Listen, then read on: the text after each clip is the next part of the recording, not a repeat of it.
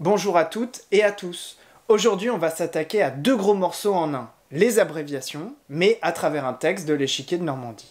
Rien que ça? Bon bah moi j'y vais. Je le sens pas ce coup-là. Mais reste donc, tu vas voir, ça va être peut-être un peu technique, mais on va s'en sortir. Allez, générique.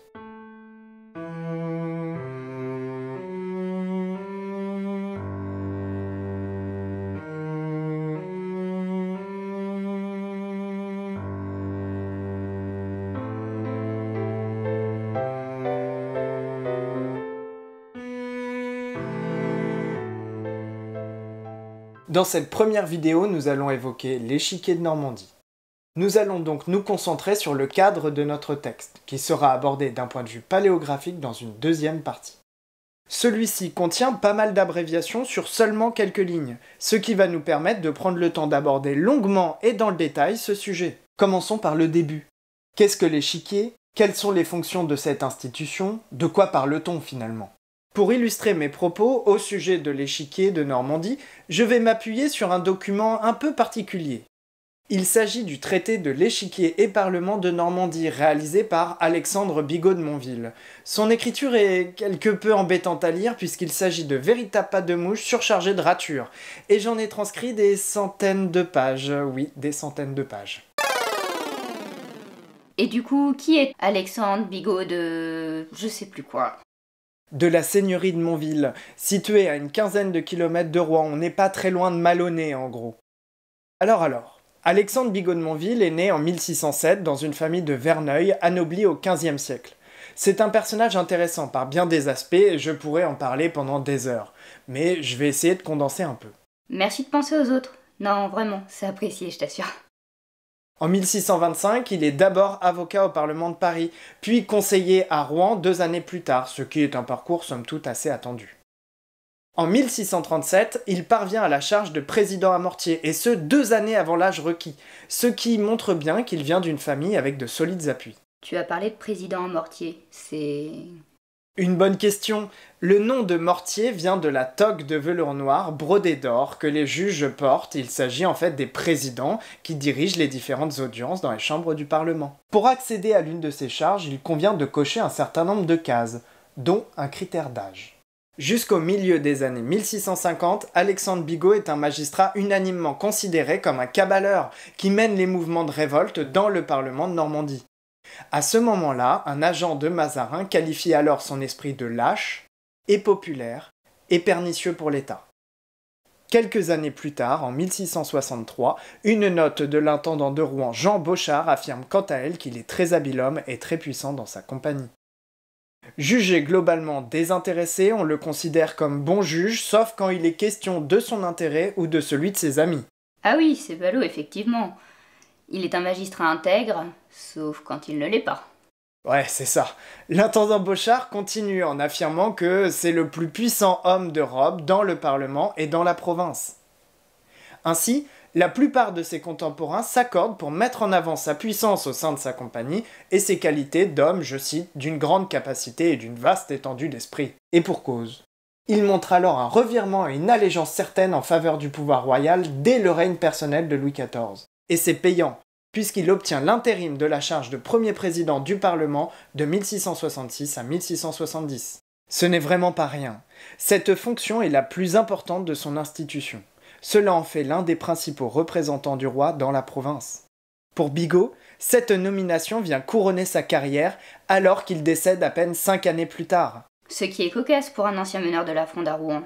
On peut dire qu'il a complètement retourné sa veste en devenant un proche du pouvoir de l'époque. Oui, et pas qu'un peu. Le temps des troubles politiques est bel et bien derrière lui à ce moment-là. Il s'est alors considérablement rapproché des ministres, sans quoi une telle nomination est absolument inenvisageable. En résumé, c'est un des personnages les plus importants du Parlement de Normandie au XVIIe siècle. Toutefois, notez bien que les jugements élogieux à son encontre concernent principalement la seconde partie de sa carrière, c'est-à-dire les 20 dernières années de sa vie. D'ailleurs, c'est à une période de sa vie durant laquelle il est interdit de l'exercice de sa charge qu'il en profite pour écrire et encore écrire. Et parmi les nombreux manuscrits que ce magistrat a laissés, figure donc ce fameux traité. Et c'est un document d'une grande richesse. Il y fait œuvre d'historien et évoque le fonctionnement de la cour souveraine dans laquelle il exerce au quotidien. Bon, et du coup, que dit ce traité sur l'échiquier? Effectivement, il est temps d'en venir aux faits. Dans le premier chapitre intitulé Des anciens échiquiers de Normandie, il indique « Il y a eu, de temps immémorial, des juges souverains en Normandie, même avant que le roi Philippe Auguste eut réuni la province à la couronne de France, lesquels décidaient les procès des habitants, afin qu'ils ne fussent distraits hors d'Issel, ce qui est attesté par le style de procédé du Parlement, rapporté par Terrien, livre 15. Quand je dis qu'Alexandre Bigot utilise des méthodes d'historien, cela se reflète notamment par le fait qu'il cite systématiquement ses sources. Comme nous, vous avez tout en description pour vérifier ce qu'on dit. Ici, l'ouvrage cité est celui de Guillaume Terrien. Ce lieutenant général du bailliage de Dieppe fournit une première analyse des arrêts rendus en Normandie dans son ouvrage. Il offre un recueil d'arrêts commentés dans son livre intitulé Commentaires de droit civil, tant public que privé, Dressé et composé des chartes au roi Louis Hutin, dite la charte aux Normands, la charte au roi Philippe, faite à Lillebonne, et autres ordonnances royales publiées ès échiquiers et cours de parlement du dit pays. Oui, voilà, ça c'est pour le titre complet. Tout un programme quoi. C'est souvent le cas pour les titres de cette époque qui énoncent l'objet en détail presque comme un résumé. On est donc bien loin des titres accrocheurs qu'on peut rencontrer parfois de nos jours. Oui, c'est fin, c'est très fin, ça se mange sans fin. Bref, fermons la parenthèse et revenons à l'approche de Bigot de Montville. Et pour cause, il nous invite à revisiter l'histoire de cette institution. Attends, il y a quelque chose que je comprends pas. Échiquier, parlement, tu as l'air de faire comme si c'était la même chose depuis le début.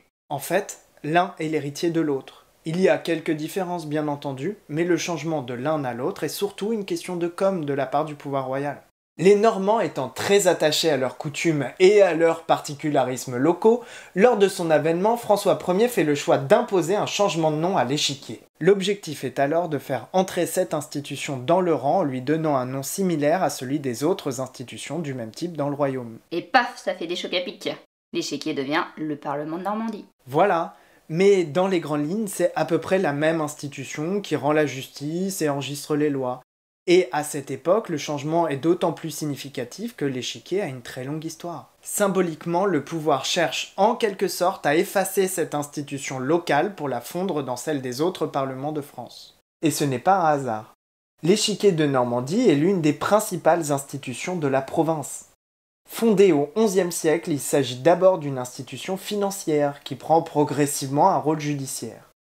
Par contre, lors de l'annexion de la Normandie au domaine royal sous Philippe Auguste au XIIIe siècle, l'échiquier avait pu préserver son nom. Mais ce n'est que partie remise, comme on vient de le voir.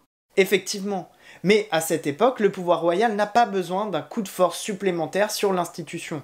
La conquête territoriale était déjà une sacrée opération. Il s'agissait alors de ne pas froisser les susceptibilités locales. De plus, comme le souligne l'historien Éric Barré, les Capétiens ont parfaitement compris les mécanismes de l'échiquier et ils ont su les utiliser habilement pour s'imposer aux magistrats. Revenons à ce qu'en dit Alexandre Bigot de Montville. Tous les registres de ces échiquiers devraient être au greffe du Parlement de Rouen, mais ils ont été pour la plupart perdus ou égarés, les greffiers les laissant entassés, sans ordre, à cause qu'ils en délivrent peu d'extraits et ainsi qu'ils leur sont de peu de profit. Le plus ancien registre qui y reste est de l'an 1336. J'ai appris de messieurs du Parlement de Paris que leur plus ancien registre est de l'an 1360. Et Bigot dit vrai. Le plus ancien registre que nous ayons de l'échiquier remonte effectivement à 1336, alors qu'on sait qu'il en existait entre 1317 et 1331. Ils sont bien cités au XVIIe siècle, mais ils sont aujourd'hui disparus. Peut-être s'agit-il des registres mentionnés par Alexandre Bigot lui-même lorsqu'il écrit qu'il se trouvait alors encore ès-main de quelques particuliers. C'est parfaitement possible. Ils n'ont peut-être pas été rendus, et peut-être figurent-ils encore chez des particuliers. Si vous avez ce genre de registre chez vous, faites signe aux archives, puisque ce sont des documents publics par nature. Merci. Dès le XIVe siècle, ces registres sont rédigés en français, à l'exception de celui allant de 1336 à 1342 qui est mixte, en fait, il est en français et en latin. Tant et si bien que ces registres ont été conservés dans le temps avec grand soin, ce qui n'est pas le cas de ceux plus tardifs issus du Parlement, qui sont beaucoup plus lacunaires. En bref, on dispose d'un grand nombre d'arrêts de cette cour souveraine dans des séries d'archives assez continues, et c'est justement un texte issu d'un registre de l'échiquier qui va nous intéresser dans la prochaine vidéo. Oui, ce sera l'objet de la prochaine vidéo. Et là, on va entrer dans le dur en évoquant les abréviations en paléographie à partir d'un texte court de cette institution. C'est peut-être le moment de leur dire qu'ils peuvent activer la cloche pour ne pas manquer la sortie, lâcher un commentaire pour dire ce qu'ils ont pensé de cette première partie sur l'échiquier. Et si ça leur plaît vraiment, c'est peut-être aussi le moment de s'abonner, non? Parfaitement. On ne peut pas deviner ce qui vous tente, donc faites-nous un signe. En attendant, une uttipeuse ou un uttipeur sachant uttiper a aussi le droit d'aider les futures uttipeuses et les futurs uttipeurs à découvrir cette chaîne en partageant cette vidéo sur les réseaux.